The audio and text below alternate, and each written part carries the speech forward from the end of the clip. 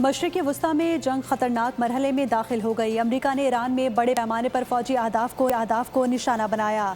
جواب میں ایران نے خلیجی ممالک میں امریکی تنصیبات پر حملے کیے اور اپنا ہرمز بند کرنے کا اعلان کر دیا۔ امریکہ نے ایران میں فضائی دفاعی نظام، میزائل اور ڈرون تنصیبات، ساحلی فوجی مراکز اور عسکری کشتیوں کو نشانہ بنایا۔ بندر عباس، قشم اور دیگر مقامات پر لڑاکا طیاروں، جنگی بحری جہازوں، ڈرون اور سمندری ڈرون کا استعمال کیا گیا۔ حملے کے جواب میں ایران نے کویت، قطر، بحرین اور اردن میں امریکی فوجی تنصیبات، فضائی دفاعی نظام اور میزائل مراکز کو نشانہ بنایا اور آبنہ ہرمز کو تاحکم ثانی بند کر دیا۔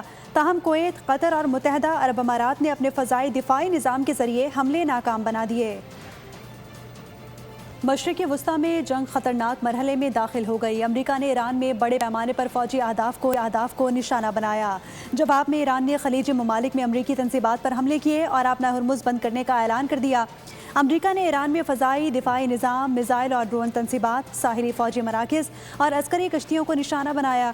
بندر عباس، قشم اور دیگر مقامات پر لڑاکا طیاروں، جنگی بحری جہازوں، ڈرون اور سمندری ڈرون کا استعمال کیا گیا۔ حملے کے جواب میں ایران نے کویت، قطر، بحرین اور اردن میں امریکی فوجی تنصیبات، فضائی دفاعی نظام اور میزائل مراکز کو نشانہ بنایا اور آبنہ ہرمز کو تاحکم ثانی بند کر دیا۔ تاہم کویت، قطر اور متحدہ عرب امارات نے اپنے فضائی دفاعی نظام کے ذریعے حملے ناکام بنا دیے۔